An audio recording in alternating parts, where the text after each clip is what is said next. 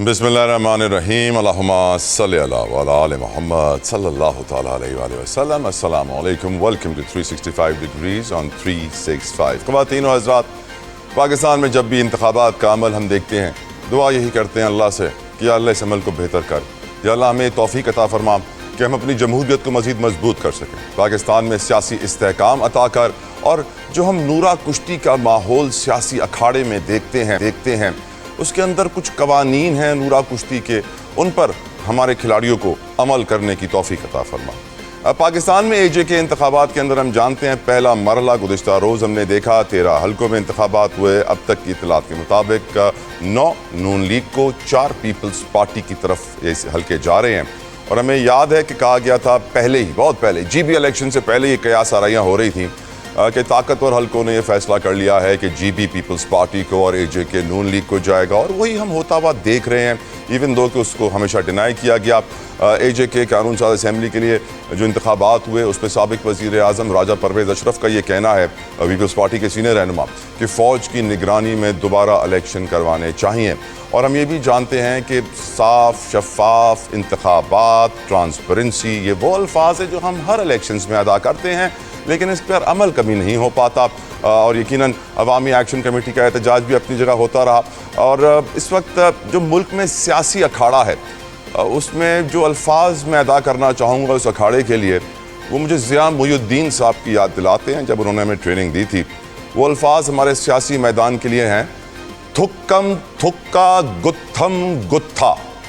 जब सियासी मैदान सजता है तो सियासी जमातें एक दूसरे पे ताबड़तोड़ हमले, बड़े बड़े इल्ज़ामात, प्री पोल रिगिंग, सियासी मशीनरी का इस्तेमाल, असर व रसूख का इस्तेमाल, सब कुछ किया जाता है।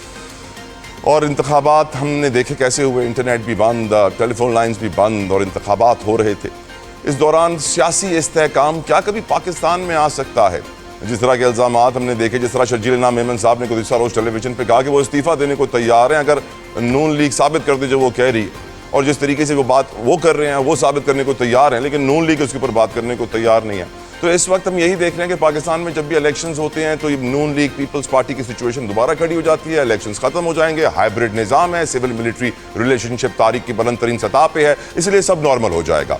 हाइब्रिड निज़ाम में आप जानते हैं कि सब एक साथ चलेंगे आगे। ये सिर्फ इलेक्शंस का दौर है, इलेक्शंस के दौर में बातें होती हैं। इसके ऊपर मैं आज के प्रोग्राम में गुफ्तगू करूँगा कि ऐसा क्यों होता है। साथ ही साथ प्रोग्राम में एक और बड़ी अच्छी खबर है मईशत के हवाले से। वैसे तो हम तेल की कीमतों से रोज़ ही परेशान हैं, पाकिस्तानी कौम पूरी की पूरी, और मैं हमेशा सोचता था कि पाकिस्तान कब ये मसला हल कर पाएगा। तो आज हमारे वज़ीर आज़म पाकिस्तान ने ऑयल रिफाइनिंग पॉलिसी तरामीम मंजूर कर ली हैं, जिसके बाद वज़ीर आज़म साहब मियाँ शहबाज शरीफ साहब की तरफ से हिदायत दी गई कि पेट्रोलियम मसनूआत के स्ट्रेटिजिक रिज़र्व्स बढ़ाए जाएँ। मैं आपको बताना चाहूँगा कि जब हमारे दुश्मन मुल्क भारत का वज़ीर ये कहता है कि हमारे पास 30 दिनों का तेल मौजूद है, तो हुकूमत के अपने वेयर हाउसेज़ में ये तेल ज़ख़ीरा हुआ होता है 30 दिन का। लेकिन जब पाकिस्तान का वज़ीर पेट्रोलियम ये कहता है कि हमारे पास 30 दिन का तेल मौजूद है, तो ये तेल हुकूमत के पास नहीं है, ये तो कमर्शियल रिज़र्व्स हैं, ये तो कमर्शियल कंपनीज़ के रिज़र्व्स हैं जिसको हुकूमत अपना रिज़र्व कहती है।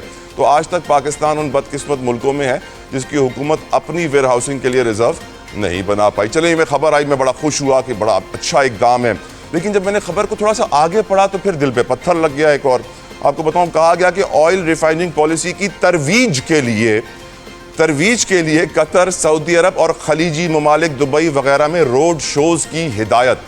यानी इससे साबित हो जाता है कि हम दुनिया भर में जाएंगे और बोलेंगे ये हमारी ऑयल रिफाइनरीज की नई पॉलिसी है, आप आएँ यहाँ पे ऑयल वेयर हाउसिंग के लिए अपना अपना सिस्टम बनाएं और हम आपसे किराया देंगे, 50 साल के लिए हम आपको किराया देंगे, चाहे उसमें तेल रखें या तेल ना रखें। जिस तरह हमने IPPs के कॉन्ट्रैक्ट्स में किया, जिस तरह हमने कतर की LNG के कॉन्ट्रैक्ट्स में देखा कि हम गारंटीज दे देते हैं सोवराइन कि अगले 2052 तक हम आपसे बिजली लेते रहेंगे, चाहे आप बिजली पैदा करें ना करें, हम आपको गैस के पैसे देते रहेंगे, चाहे आप गैस हमें पहुंचा सकें या ना पहुंचा सकें। इसी तरीके से अब मुझे लग रहा है कि ये तेल के रिजर्व्स के लिए भी एक नया प्लान वज़ीर आज़म पाकिस्तान ने बना दिया है, जिससे बहुत सारे लोग मुस्तफ़ीद होंगे, लेकिन पाकिस्तान को इससे फ़ायदा होगा या नहीं, इस पर बात करूंगा मैं प्रोग्राम में। گفتگو کا آغاز کرنا چاہوں گا. ویلکم کروں گا اپنے مہمانوں کو. میرے ساتھ موجود ہیں پاکستان تحریک انصاف کے ایڈوکیٹ، آپ کسی تعارف کے محتاج نہیں ہیں، ہمیشہ ہمارے پروگرام میں آ کے ہماری عزت میں اضافہ کرتے ہیں. بہت بہت شکریہ احمد اویس صاحب. السلام علیکم ورحمۃ اللہ، جزاک اللہ خیر. میرے ساتھ موجود ہیں نادر قبول صاحب، میرے بہت اچھے دوست ہیں، پیپلز پارٹی کے رہنما، کسی تعارف کے محتاج نہیں ہے. نادر قبول السلام علیکم ورحمۃ اللہ، بہت شکریہ آپ کے وقت کے لیے. علی گوہر بلوچ صاحب فرام PMLN، السلام علیکم، بہت شکریہ سر بلوچ صاحب آپ کے وقت کے لیے بھی، جزاک اللہ خیر. گفتگو کا آغاز، نادر آپ پیپلز پارٹی کو ریپرزینٹ کر رہے ہیں، آپ کی نظر میں یہ انتخابات کیسے ہوئے؟ دیکھیں جی، پاکستان پیپلز پارٹی کا موقف تو واضح ہے کہ انتہائی کنٹروورشل ہو چکے ہیں یہ انتخابات. ہمارے ایک جالے کی جان بھی گئی ہے، اس کے علاوہ بہت زیادہ بے ضابطگیاں ہیں اس الیکشن میں. تو ہم نے تو آلریڈی اس الیکشن کو ڈکلیئر کر دیا that's the worst election at least in recent history.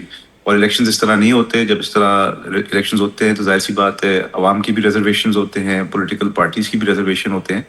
اور انفارچونیٹلی یہ اس ماحول میں مجھے نہیں لگتا اگلے جو فیزز ہیں کشمیر کے الیکشنز کے وہ ہو سکیں گے. تو گورنمنٹ جو ہے وہ اپنے اوبویسلی اسٹرانگ آرم ٹیکٹکس ڈپلوائے کر رہی ہے اور کوشش کر رہی ہے کہ اسلام آباد سے کشمیر کے رزلٹس کو مینیج کیا جائے. اور پیپلز پارٹی اس کو رزسٹ کر بھی رہی ہے اور کرتے بھی رہے گی. اور امید یہی ہے کہ ماضی سے سبق سیکھ جائے وفاقی حکومت، کیونکہ اس طرح کے پھر جو نتائج ہوتے ہیں اس سے پھر جو ہمارے دشمن نادر آپ ایک جوان لیڈر ہیں اور آپ یوتھ سے بہت کنیکٹڈ بھی ہیں. میرا سوال آپ سے یہ ہے کہ آج ہم جب سوشل میڈیا کھول رہے ہیں اور ایک ویڈیو وائرل ہم دیکھ رہے ہیں شاہ زیب کے شو کی، جس کے اندر شرجیل صاحب یہ کہہ رہے ہیں، شرجیل انعام میمن، کہ میں استعفیٰ دینے کو تیار ہوں، پر رانا ثناء اللہ استعفیٰ دینے کی بات نہیں کرتے ہیں. شرجیل انعام میمن کہتے ہیں کہ انویسٹیگیشن کروا لیں، رانا ثناء اللہ کہتے ہیں انویسٹیگیشن نہ کروائیں، ہم زرداری صاحب کے ساتھ بیٹھ کے باتیں منوا لیں گے. یہ جو آپ کو لگتا ہے کہ یہ ریلیشن شپ سیاسی پارٹیز کی ایسی ہی ہوتی ہے، سیاسی ماحول ایسا ہی ہوتا ہے؟ نہیں، دیکھیں ایسا نہ ہوتا ہے اور نہ ہونا چاہیے. ہر پولیٹیکل پارٹی کا اپنا مینیفیسٹو ہوتا ہے. اور جس طرح کی باتیں رانا ثناء اللہ صاحب کر رہے ہیں یہ اگین فردر کنٹروورشل کر رہا ہے اس الیکشن کو. پیپلز پارٹی تو صرف اور صرف ہمیشہ سے عوام کی رائے پہ اعتماد کرتی ہے اور اس کی منتظر ہوتی ہے کہ عوام کی جو رائے ہوگی اس کو رسپیکٹ کیا جائے. رانا ثناء اللہ صاحب یہ ڈرائنگ روم کی باتیں کر رہے ہیں اور بیہائنڈ پاور کوریڈورس کی باتیں کر رہے ہیں، تو یہ چیز کو ہم ریجیکٹ کرتے ہیں. عوام کی جو رائے ہے اس کا احترام کیا جائے. اور نادر یہ افواہیں پہلے سے کیوں گردش کر رہی تھی کہ جی بی پیپلز پارٹی کو جائے گا، اے جے کے نون لیگ کو جائے گا، اور وہی ہوا؟ دیکھیں جی بی میں تو پیپلز پارٹی کے ایک بہت اچھا الیکشن کیمپین تھا. بلاول صاحب خود اس پہ اترے تھے اور جو آصفہ بی بی ہیں وہ بھی تھی. تو عوام کی جو رائے ہے وہ تو پیپلز پارٹی کی پرفارمنس، حالانکہ ہمارے خلاف کس طرح کی مہم چلائی گئی تھی کہ کشمیر کو گلگت کو کراچی جیسا بنا دیا جائے گا، پر اس کے باوجود بھی گلگت کی عوام چلائی تو ابھی بھی گئی ہے نا کہ کشمیر کو کشمور جیسا بنا دیا جائے گا. دیکھیں کشمور کا تو میں نہیں کہہ سکتا، مگر اوور آل سندھ کا جو ڈیولپمنٹ ہے، چاہے اگر آپ اسپتالوں کو دیکھ لیں، چاہے اگر آپ انفراسٹرکچر کو دیکھیں، تو بہت خاص اس میں امپروومنٹ آئی ہے. جو ہمارے عوام اور غریب مزدور دوست جو ہماری پالیسیز ہیں، چاہے وہ ہاری کارڈ ہو، چاہے وہ مزدور کارڈ ہو، اس چیز کو سراہا جا رہا ہے. اور جو غریب طبقہ ہے پورے پاکستان کے کونے کونے میں، وہ یہی چیز جانتی ہے کہ صرف واحد ایک پارٹی ہے اس وقت، پاکستان پیپلز پارٹی ہے، جو غریب اور مزدور اور جو بلو دا پاورٹی لائن ہے اس طبقے کی بات کرتی ہے. باقی جو پارٹیز ہے، اسپیشلی جو ہماری نون لیگ کے جو بھائی لوگ ہیں، وہ تو صرف انڈسٹریلسٹ کے اور بڑے سرمایہ داروں کی باتیں کرتے ہیں. تو اس وجہ سے ہمیں امید ہے کہ کشمیر کا جو ہمارا جو موقف رہا ہے ماضی میں شہید ذوالفقار علی بھٹو کے دور سے، کس طرح سے انہوں نے اسٹرانگ سٹانس لیا تھا کشمیر کے رائٹس کے اوپر، تو آج تک بلاول بھٹو زرداری صاحب بھی انہی کی نواسے ہیں. اور کشمیر کے اوپر ان کا ایک بہت اسٹرانگ سٹانس ہے، کشمیریوں کی رائٹس کے اوپر ایک بہت اسٹرانگ سٹانس ہے، اور اسی وجہ سے ہم امید کرتے ہیں کہ کشمیر کی عوام ہمیں ووٹ کرے گی. بالکل ٹھیک. بلوچ صاحب آپ کی طرف آنا چاہوں گا. آپ کی نظر میں جو تنقید ہو رہی ہے، جو باتیں سوشل میڈیا پہ شرجیل صاحب کی اور رانا صاحب کی جو گفتگو وائرل چل رہی ہے، آپ کا اس پہ نظریہ؟ انتخابات صاف شفاف ہوئے، الیکشن کمیشن نے صحیح کام کیا، بس ایک دن پہلے پہنچنا دھاندلی کے زمرے میں آتا ہے نہیں آتا ہے؟ علی گوہر بلوچ صاحب، یور اوپینین سر. بسم اللہ الرحمن الرحیم. میں یہ گزارش کر رہا ہوں کہ دیکھیں میں پورا الیکشن میرپور میں پارٹی کی طرف سے میری ڈیوٹی تھی میرپور ڈویژن میں، اور پورا الیکشن میں ادھر رہا ہوں میرپور کے اندر ہی. اور جہاں تک یہ بات ہے کہ الیکشن میں دھاندلی ہوئی ہے، الیکشن میں دھاندلی نہیں ہوئی. انڈیویجولی جو کینڈیڈیٹس تھے انہوں نے کوشش ضرور کی ہے کہ ہر کینڈیڈیٹ جس طرح کرتا ہے کہ وہ کوئی فائدہ اٹھائے. البتہ مجھے ایک بات بتائیں کہ سب سے اگر پیپلز پارٹی یہ کہے کہ دھاندلی ہوئی ہے تو پھر سب سے بڑی دھاندلی تو انہوں نے کی ہے. وزیر اعظم ان کا، وزارتیں ان کی، انتظامیہ ان کی، ایڈمنسٹریشن انتظامیہ تو انہوں نے الیکشن کمیشن کے حوالے کر دیا نا سر. نہیں سر، وہ دیکھیں عملہ تو وہی ہوتا ہے نا، ٹیچرز وہی ہیں، پٹواری وہی ہیں، سٹاف وہی ہوتا ہے. الیکشن کمیشن تو صرف نگرانی کر رہا ہوتا ہے. دوسری بات یہ ہے کہ میں یہ نہیں کہتا، میں کہتا ہوں کہ اگر پیپلز پارٹی کا یہ موقف ہے کہ کہیں دھاندلی ہوئی ہے، ایک حلقے کے اندر ان کے کینڈیڈیٹس نے بیگ جلا دیے اور اس کے اوپر ایف آئی آر بھی ہوگی، ہم نے اس کے اوپر اعتراض کیا. وہ اٹھا کے لے گئے بیلٹ پیپرز اور بیگ ہی اٹھا کے لے گئے، وہ جلا دیے، آگ لگا دی. اور اس کے بعد پھر وہ جو انتظامیہ ظاہر ہے وہ ان کے ذریعے اثر تھی، پرائم منسٹر ادھر ان کا بیٹھا ہوا ہے تو وہ انہوں نے اس کو چھوڑ دیا. اس کے باوجود یہ واقعات اکا دکا حلقے میں مختلف جگہ پر ہوتے رہے. ایک بندہ بھی وہاں پر جو ہے وہ ہلاک ہوا اس طرح کے آپس میں فائرنگ کے نتیجے میں. لیکن بائی اینڈ لارج میں سمجھتا ہوں کہ 99.9% الیکشن پورا من ہوا اور لوگوں نے اپنا حق رائے دہی استعمال کیا. لوگوں نے جو نواز شریف صاحب کا اور خاص طور پر مریم نواز صاحبہ کا جو جلسہ ہوا، اس جلسے میں بھی ہم ادھر تھے، بہت چارج کراؤڈ تھا اور لوگوں کو نون لیگ نے ہمیشہ وہاں پر ڈیلیور کیا جتوئی صاحب. اور نون لیگ معذرت کے ساتھ نہ پیپلز پارٹی ڈیلیور کر سکی ہے نہ پی ٹی آئی کر سکی ہے. اور پیپلز پارٹی یا کسی اور پارٹی کا کوئی بندہ جیتے گا بھی تو وہ اپنے ذاتی اثر و رسوخ کی وجہ سے جیتے گا.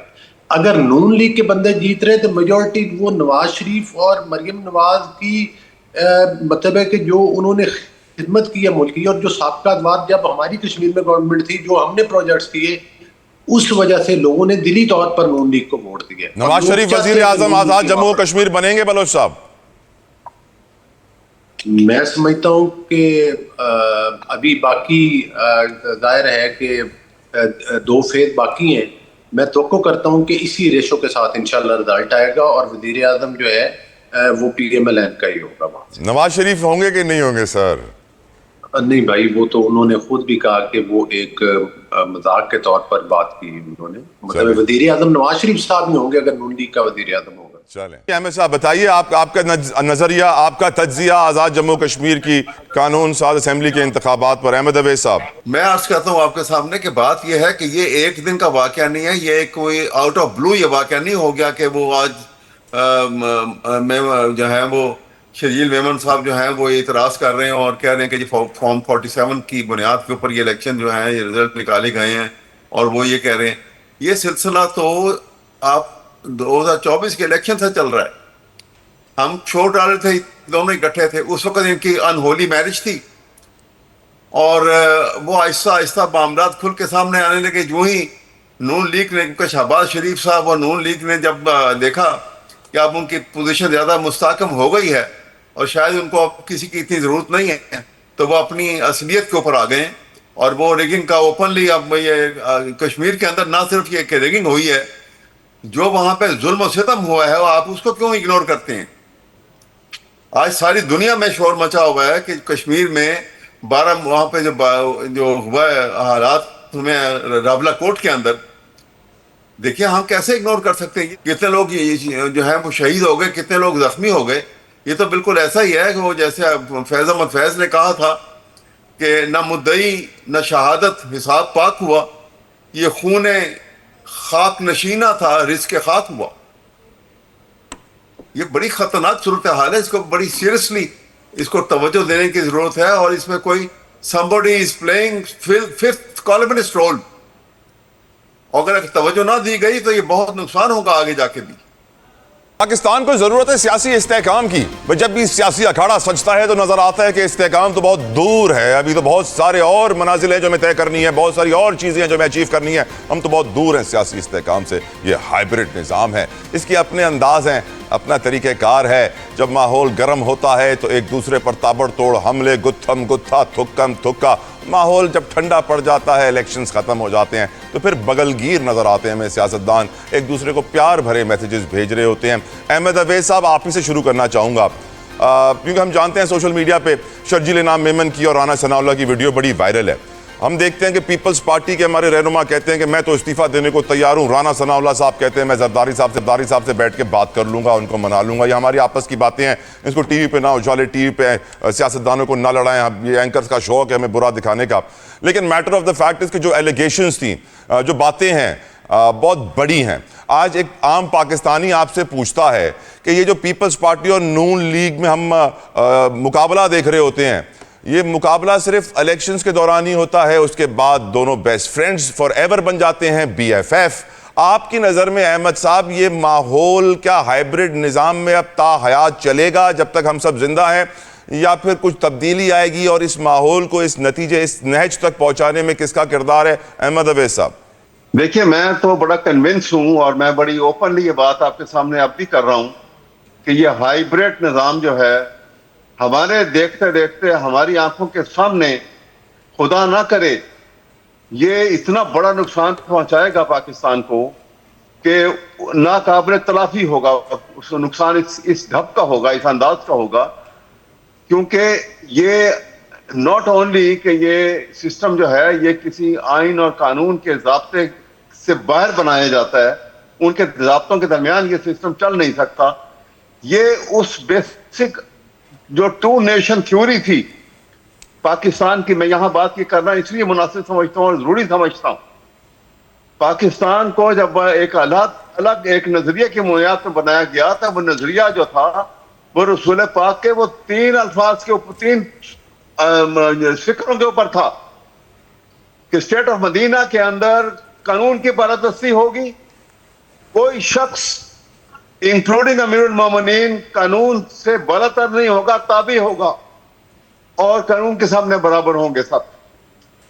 آپ نے ہائیبرڈ نظام میں قانون کی بالادستی کے نظام کو طاقت کی بالادستی کے نظام سے بدل دیا. یہ خطرناک اٹیمپٹ ہے. یہ ڈسپوٹزم جو ہے یہ پہلے بھی ہماری جو اسلامک اسٹیٹ بنی تھی, آپ سوچئے کہ وہ حضرت عمر کے زمانے میں 25 لاکھ مربع میل کے اوپر پھیلی ہوئی اسٹیٹ تھی, اور وہ سسٹم جیسا تھا وہ قانون کی بالادستی کے نظام پہ تھا. لیکن آپ نے دیکھا کہ ہمارے سامنے وہ ڈسپیٹ ہو گئی, ختم ہو گئی. یہ اللہ کا نظام ہے.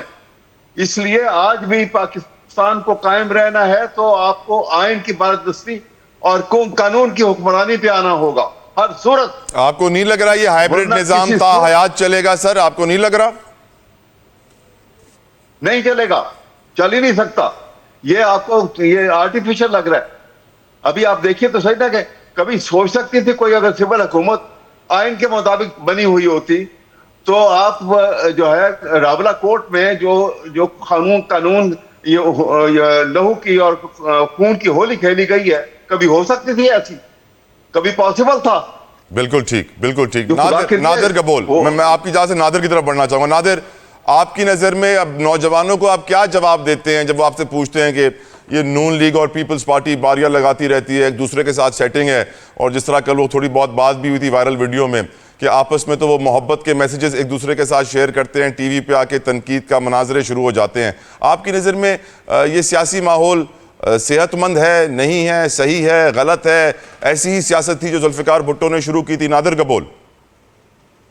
دیکھیں جی, یہ بات تو فیکٹ ہے کہ ہماری جو آپس میں اختلافات ہوتے ہیں یہ سیاسی اختلافات ہوتے ہیں, کوئی ذاتی کوئی ہماری دشمنیاں نہیں ہیں. میرے اکثر دوست نون لیگ یا پی ٹی آئی سے بھی تعلق رکھتے ہیں, اور ایسا ہی ہونا چاہیے. ہم at the end of the day ہم سب پاکستانی ہیں, اور سیاسی اختلافات کو بالکل بھرپور طریقے سے ہم سامنے رکھتے ہیں, بیکاز ہمارے, جس طرح میں نے آلریڈی عرض کیا, ہمارے سیاسی منشور الگ ہیں, ہماری مینیفیسٹوز الگ ہیں. مگر نوجوان کو میں صرف یہی پیغام دینا چاہتا ہوں کہ ابھی جس مرحلے پہ اس وقت پاکستان گزر رہا ہے, نوجوانوں کی گولڈن اپرچونٹی ہے, بیکاز 65 to 70% جو پاپولیشن پاکستان کی وہ یوتھ ہے, باشعور بھی ہے اس وقت, اور وائس بھی ہے ان کی. بیکاز ابھی as compare to conventional media channels جو سوشل میڈیا پلیٹ فارمز میں, اس پہ نوجوانوں کو کافی انفارمیشن بھی مل جاتی ہے, کبھی کبھار انفارچونیٹلی فیک انفارمیشن بھی مل جاتی ہے, مگر وہ اپنی رائے بہت آرام سے بنا سکتے ہیں. مگر they should be part of the political process. اور جب بھی الیکشن لیکن نادر پہلے تو صرف پی ٹی آئی والے فارم 47 کہتے تھے, اب تو پیپلز پارٹی بھی نون لیگ کو فارم 47 کہہ رہی ہے, تو حقیقت آپ بھی فارم 47 کہتے ہیں نون لیگ کو؟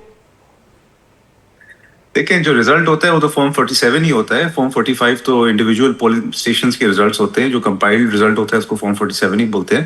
بٹ ہاں جہاں پہ اوبیسلی اگر یہ ثابت ہو جاتا ہے, کیونکہ الیکشن ٹرائبیونلز بھی ہوتے ہیں اور جوڈیشل ایک پروسیس ہوتا ہے, تو اگر کسی کے پاس ثبوت ہے تو بالکل اس کو سامنے پیش ڈونٹ یو تھنک یہ پیپلز پارٹی کے اوپر ایک سوال کھڑا ہو جاتا ہے کہ نادر پیپلز پارٹی کیوں فارم 47 کا ساتھ دے رہی ہے, عوام کے حق کا ساتھ کیوں نہیں دے رہی ہے؟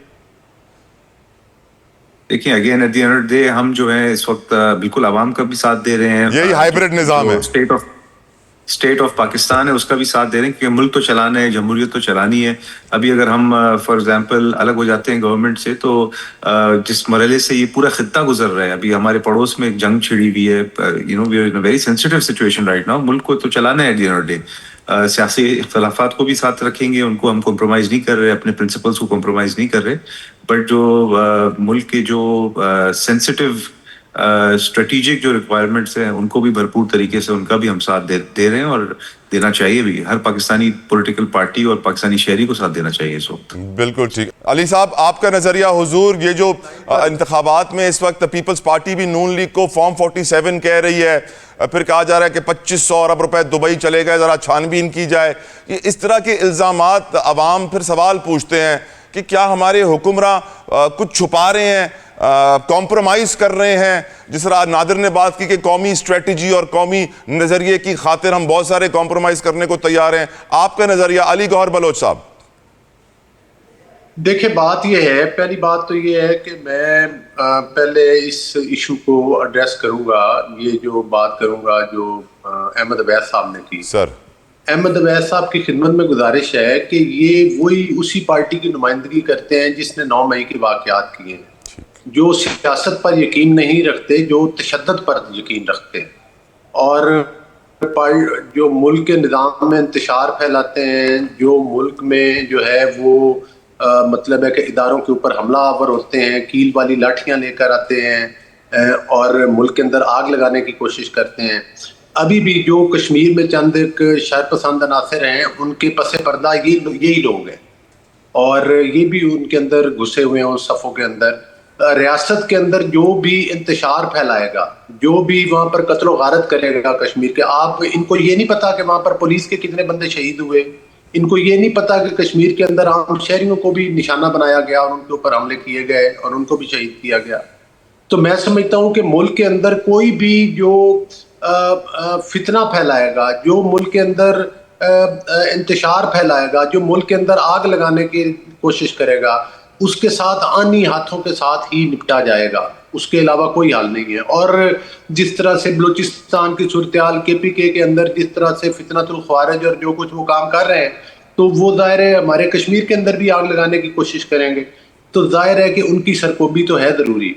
دوسری بات آ جاتی ہے کہ آپ پیپلز پارٹی کی بات کر رہے ہیں کہ پیپلز پارٹی نے یہ الزام لگائے, انہوں نے لگائے.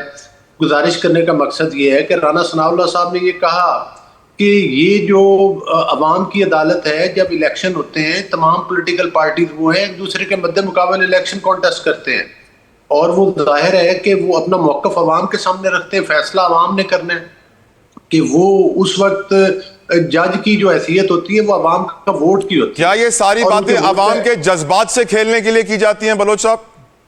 نہیں, جذبات سے کھیلنے کے لیے نہیں کی جاتی. عوام کے سامنے اپنا موقف اور مدعا رکھا جاتا ہے, اس کے بعد عوام نے ووٹ کے ذریعے ثابت کرنا ہوتا ہے کہ وہ آپ کے موقف کی تائید کر رہے ہیں یا نہیں کر رہے ہیں. تو اگر وہ آپ کے موقف کو صحیح سمجھتے ہیں تو وہ آپ کے حق میں ووٹ کریں گے. دوسری یہ گزارش ہے کہ جو کچھ بھی کشمیر کے گلگت بلتستان میں الیکشن ہوئے, پیپلز پارٹی اور نون لیگ نے 19-20 کے فرق سے برابر سیٹس لی تقریباً, لیکن اور وہاں پر بھی طریقے استحکام کے لوگ ان کے ساتھ ملے جا کر, تو پھر جا کر ان کی گورنمنٹ بنی, تو وہاں پر کوئی نون لیگ کو بہت زیادہ کم سیٹس نہیں تھیں.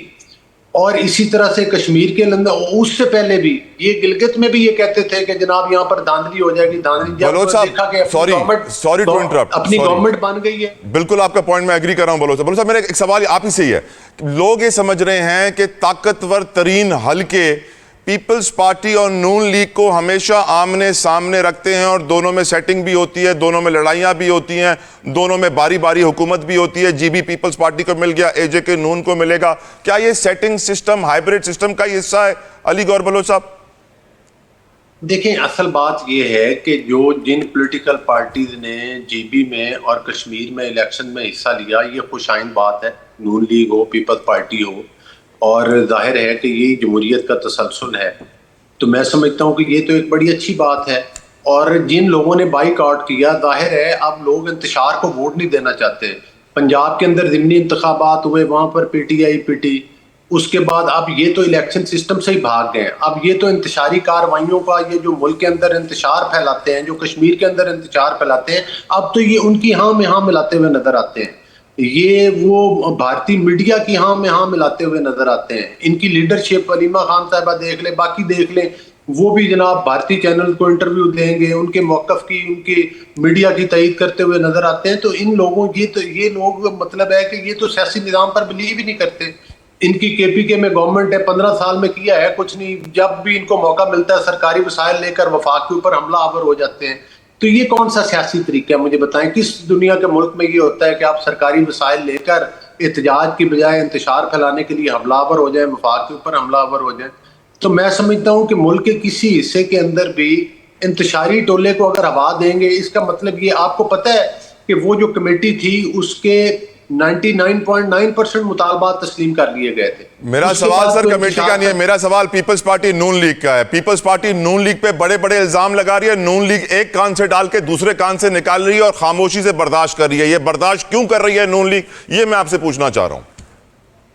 بالکل, دیکھیں جمہوریت میں یہی ہوتا ہے کہ آپ ایک دوسرے پر تنقید کرتے ہیں. ایک دوسرے کے جب آپ الیکشن میں جاتے ہیں, ایک دوسرے کے مد مقابل الیکشن کانٹیسٹ کرتے ہیں, تو وہاں پر ایک دوسرے کی تعریف تو نہیں کریں گے, وہاں پر ایک دوسرے پر تنقید کریں گے. لیکن اس کا تنقید کرنے کا یہ مقصد نہیں کہ ایک دوسرے کا گریبان پکڑ لیں یا ملک, یعنی پیپلز پارٹی کہہ سکتی ہے کہ نون لیگ فارم 47 کی ہے, لیکن نون لیگ نہیں کہہ سکتی کہ پیپلز پارٹی فارم 47 کی ہے.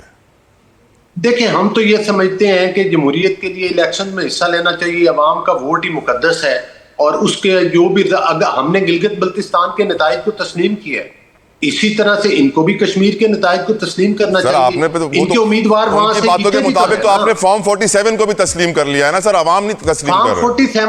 فارم 47 تو وہ فارم ہوتا ہے جو الیکشن کا حصہ ہے. جی جی, جو بنایا جاتا ہے اسی کا حصہ ہے. فارم 45 بھی اسی کا حصہ ہے. رضایت آتے ہی فارم 47 کے اوپر ہے. ہاں, اگر کسی پارٹی کو تحفظات ہیں تو عدالتیں اور اس کے فورم اور ٹریبیونل کھلے, وہ اس پر بے شک اگلے 50 سالوں میں فیصلہ آ جائے گا. اگلے 50 سالوں میں عدالتوں سے فیصلہ بالکل مل جائے گا. آج کی اچھی خبر, حکومت نے آئل ریفائننگ پالیسی میں ترامیم منظور کر لی ہیں. وزیر اعظم کی ہدایات کے مطابق پیٹرولیم مصنوعات کے اسٹریٹجک ریزروز میں اضافہ کیا جائے گا.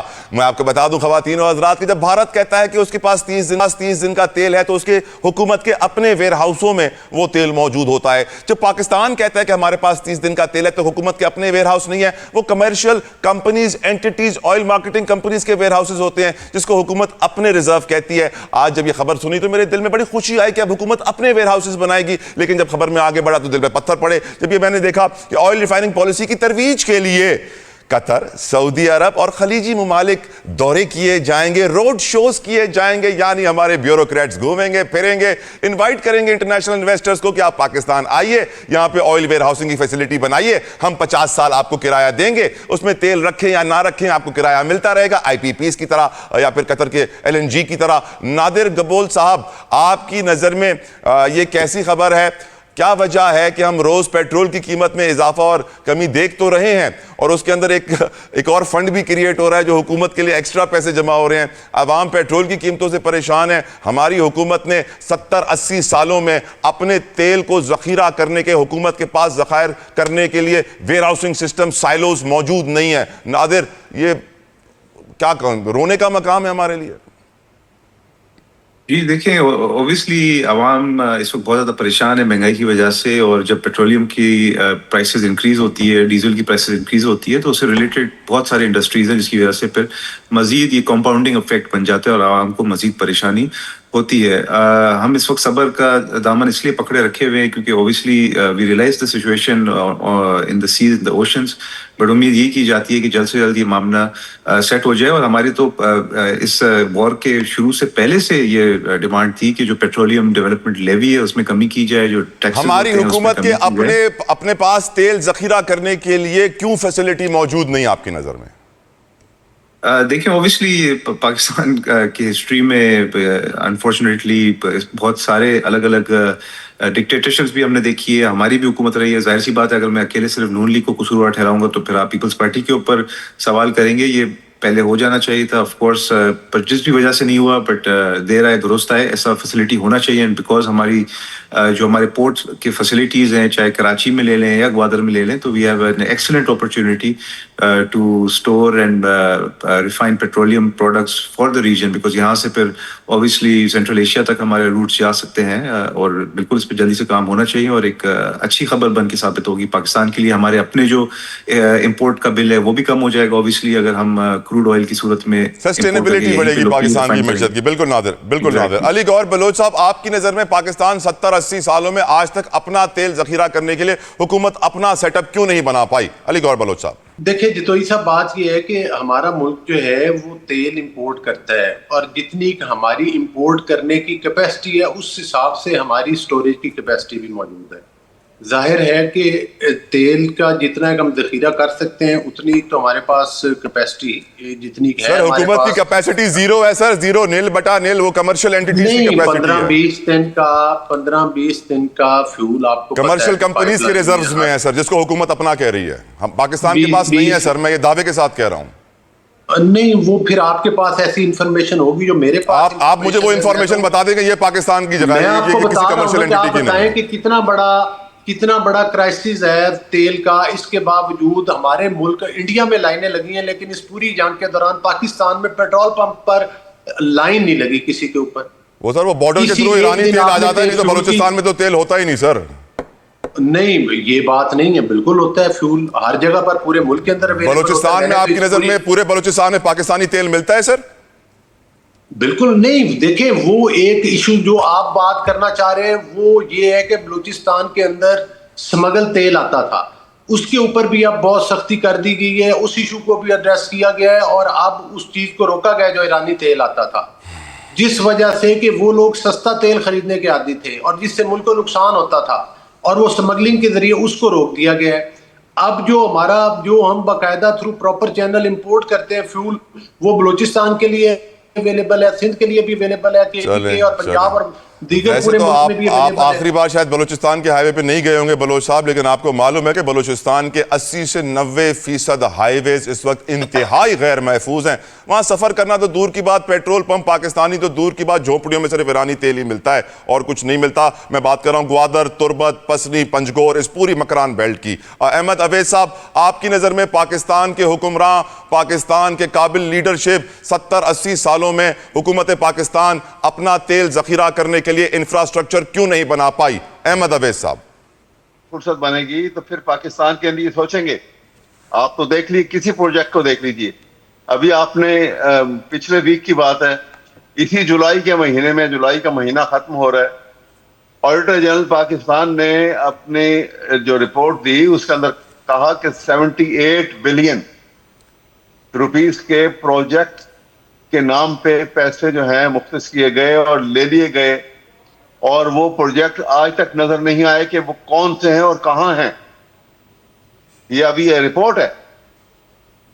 یہ ہمارے بھائی یہاں بیٹھے ہیں, علی گوہر صاحب, حکومت کے آدمی ہیں, ان کے علم میں یہ رپورٹ ہوگی. بالکل ہوگی. میں یہ عرض کر رہا ہوں کہ دیکھیے میں دکھ سے, جس طرح آپ بھی دکھ سے بات کرتے ہیں, ہم دکھ سے بات کرتے ہیں. آپ بھول جائیے کہ میں پی ٹی آئی کا ہوں تو جی میں کوئی حکومت کے خلاف ہی بات کروں گا, قطع یہ بات نہیں ہے. ہمیں پاکستان کی سوچنی چاہیے. ابھی آپ نے یہ بات کی یہاں پر کہ جناب یہ جو ہے وہ 9 مئی کے واقعے کے حوالے سے بات کی. دیکھیے اینٹ تو جب ہی ٹیڑھی رکھی گئی. یہ شہباز نواز کا جو لنڈن پلان تھا, انہوں نے فوج کو پھنسا کے بدنام کرا دیا اور ایک جھوٹا 9 مئی کا پلان بنایا گیا جس کے اندر, ورنہ کبھی دنیا میں ایسا ہوا ہے آپ نے ابھی کیسا پولیس جاتی ہے اور گولیاں بھی چلاتی ہے اور مارتی بھی ہے. اور گولیاں لگتی بھی ہیں ان کو. لیکن کبھی ایسا بھی ہوگا کہ چھوڑیں نا, ابھی 9 مئی پہ نہیں آئے. آئے. 9 مئی کے اوپر میں نے 2-3 سال پروگرام کیا, میں تھک گیا ہوں. احمد صاحب مجھے یہ بتائیں, نیلم جھیلم ہائیڈرو پاور پروجیکٹ, نیلم جھیلم جو کہ 500-600 ارب روپے سے بنا تھا, 2024 سے بند پڑا ہوا ہے, ڈیزائن فالٹ ہے, صحیح کرنے کے لیے مزید 400-500 ارب. حضور کوئی تو قصوروار, کسی کو سزا.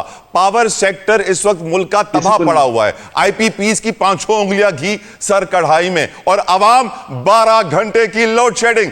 گیس نہیں ہے, لکڑی کا بندوبست کرو. علی گور بلوچ صاحب, میں آپ سے پھر سوال پوچھتا ہوں, جو پاور سیکٹر ہے, یہ جو انرجی سیکٹر ہے, اور اب تیل ذخیرہ کرنے کے بجائے ہمارے بیوروکریٹس جن کو بابو کہتے ہیں بلاول صاحب, وہ جائیں گے انٹرنیشنل ٹور کرنے آپ کے میرے ٹیکس پیئر کے پیسے سے. حضور پاور سیکٹر ہی پاکستان کی معیشت کو تباہ و برباد کر رہا ہے. ایون یہ جو پیٹرول کی ڈیلی پرائسز چینج ہو رہی ہیں, اس کے اندر بھی ایکسٹرا پیسے جمع ہو رہے ہیں حکومت کے پاس, جو حکومت کی مرضی ہے جہاں خرچ کرے, عوام کو ریلیف نہیں مل رہا. علی گور بلوچ صاحب, یہ پاور سیکٹر ہی ہے جو اسے حکومت کے لیے بہت بڑی خطرے کی گھنٹی اور عوام کے لیے سب سے بڑی مشکل ہے. کیا ہمارے حکمرانوں کو اس بات کا احساس ہے بلوچ صاحب؟ یہ تصویر کے دونوں رخ ڈسکس کرنے چاہیے. ایک وہ وقت تھا کہ آپ کے ملک میں بجلی کی لوڈ شیڈنگ اتنی تھی کہ 24 میں سے 22 گھنٹے کی لوڈ شیڈنگ ہوتی تھی. یہ 2008 میں جب پیپل پارٹی گورنمنٹ, سر ابھی بھی ہے سر. سر میری آپ بات تو پھر سنتے نہیں ہیں نا سر. میں سنوں گا سر, کیسے نہیں سنوں گا. آپ اپنا بہت لمبا وہ دیتے ہیں سر, 12 گھنٹے لوڈ شیڈنگ ہو رہی ہے, آپ کہہ رہے ہیں لوڈ شیڈنگ نہیں ہو رہی. سر سر میری, اگر آپ مجھے بات پھر آپ ہی کر لینا, سوری سر, پھر ہمیں تو پروگرام میں نہ بٹھایا کریں. کریں سوری سر. گزارش یہ ہے کہ اس وقت 22 گھنٹے کی جو ہے وہ لوڈ شیڈنگ ہوتی تھی, اور اس کے بعد جو ہے کہ, اور لوگ, مجھے یاد ہے جو 2013 کا الیکشن ہوا تھا, لوگ صرف یہ کہتے تھے کہ خدا کے لیے لوڈ شیڈنگ کا خاتمہ کریں. اس وقت مجھے یاد ہے 13 سے لے کر 18 تک نواز شریف صاحب نے جو ہے وہ مطلب ہے کہ پاور کے پروجیکٹس لگائے, اور اس میں یہ فائدہ ہوا کہ لوڈ شیڈنگ کا مکمل خاتمہ ہوا. اور اس سے پہلے بھی جو گورنمنٹس تھیں, پیپلز پارٹی کے دور میں لگے, بے نظیر صاحبہ کے دور میں بھی پروجیکٹس لگے. آئی پی پیز, واقعی میں آپ کی بات سے اتفاق کرتا ہوں کہ وہ جو معاہدے ہیں وہ کچھ تو مہنگے ہوئے, لیکن جو 2013 سے 18 تک تھا, 5 روپے کا یونٹ زرعی ملتا تھا, اور میرا خیال ہے کہ 8-10 روپے میں جو ہے وہ دوسرا یونٹ ملتا تھا. تو یہ مطلب ہے کہ جس طرح سے آئی ایم ایف کے قرضے لیے گئے, پاکستان کی تاریخ کے سب سے بڑے قرضے تو لیے, جس وقت پاکستان کی کرنسی کی ڈیویلیویشن بھی ہوئی وہ پی ٹی آئی کے گورنمنٹ میں ہوئی. پی ٹی آئی کی گورنمنٹ نے بھی آئی پی پیز کے ساتھ معاہدہ کیے, ان کے دور کے بھی ہوئے ہیں. آئی پی پیز کے ساتھ نیگوشیٹ ابھی آ کر شہباز شریف صاحب کی اور پی ایم ایل این کی گورنمنٹ کے دور میں کیا گیا. کچھ ریٹ ضرور کم کیے گئے, لیکن ابھی یہ ایشو ہے کہ یہ ریٹ واقعی زیادہ ہیں, اور ظاہر ہے کہ اب اسی طرف ہم قدم بڑھا رہے ہیں. اس کا تعلق جو ہے وہ آئی ایم ایف کے قرضوں کے ساتھ بھی ہے. جس طرح ہم آئی ایم ایف کے چنگل سے باہر نکلیں گے تو پھر یہ ریٹس اور چیزیں زیادہ بہتر طریقے سے سیٹل ہوں گی. اس وقت تک یہ ایشو ہے, قیمتوں کا ایشو بالکل ہے. ظاہر ہے کہ جب ریٹ بڑھتے ہیں تو پھر اس وقت ظاہر ہے کہ فیول کے ریٹ بھی بڑھتے ہیں. تو ٹھیک, بلوچ صاحب میں آپ کا شاگرد ہوں, میں آپ سے سیکھتا ہوں, میں آپ کا اسٹوڈنٹ ہوں, تو مجھے میرے سوالوں کو اپنے اسٹوڈنٹ کے سوال سمجھا کریں. سر بلوچ صاحب, میں بڑا خوش ہوتا کہ اگر اس خبر کے آگے لکھا ہوتا کہ وزیر اعظم پاکستان نے اتنی رقم مختص کر دی تیل کو ذخیرہ کرنے کے سائلوز اور انفراسٹرکچر بنانے کے لیے. لیکن میرا دل ٹوٹتا ہے جب میں پڑھتا ہوں کہ بیوروکریٹس اب جائیں گے دبئی, قطر, سعودی عرب انویسٹمنٹ ڈھونڈنے کے لیے تاکہ یہ سائلوز اور یہ انفراسٹرکچر بنایا جا سکے. آپ کا نظریہ سر اس پہ؟ دیکھیں, میں یہ کہتا ہوں کہ جتنی پاکستان کی پہلے کیپیسٹی ہے اس حساب سے تو چل رہا ہے. بات ٹھیک ہے, اگر ڈیلے ہوا ہے تو پھر ڈیلے ساری گورنمنٹس کے دور میں ہوا ہے, اور میں سمجھتا ہوں کہ اگر دیر آئے درست آئے. اب بھی اس بات پہ اس گورنمنٹ نے, چلو یہ تو کریڈٹ ہمیں جاتا ہے کہ ہم نے سوچا اور اس کے اوپر آپ کام کرنے کی کوشش کر رہے ہیں, تو اس ایشو کو بھی ایڈریس کر رہے ہیں. تو میرا خیال ہے کہ یہ اچھی بات ہے, خوش آئندہ بات ہے. اب بھی اگر وہ چیزیں ہو جائیں جن کی نشاندہی آپ بھی کر رہے ہیں تو وہ زیادہ بہتر ہے نا, کہ اگر جو پہلے نہیں ہو سکا وہ اس کا یہ تو نہیں کہ وہ آئندہ بھی نہیں ہونا چاہیے. بہت بہت شکریہ علی گور بلوچ صاحب, بہت بہت شکریہ ایڈوکیٹ احمد اویس صاحب, بہت بہت شکریہ ناز صاحب. خواتین و حضرات, ہم تب تک معاشی طور پہ اپنے پیروں پہ کھڑے نہیں ہوں گے جب تک ہم 2015 کی بند سٹیل مل کی تنخواہیں دینا بند نہ کر دیں, جب تک ہم آئی پی پیز کو بنا بجلی بنائے پیسے دینا بند نہ کر دیں, جب تک ہم اپنے دماغ کو استعمال کیے بغیر نیلم جھیلم ہائیڈرو پاور پروجیکٹ جو 500 ارب کے قریب کا پروجیکٹ 2024 سے بند پڑا ہوا ہے اس کو تباہ کرنے والوں کو سزا نہ دیں گے, جب تک ہم آگے نہیں بڑھیں گے. ہمیں اپنی غلطیوں کو دہرانا نہیں ہے. جنہوں نے وہ غلطیاں کی ہیں ان کو سدھارنا ہے.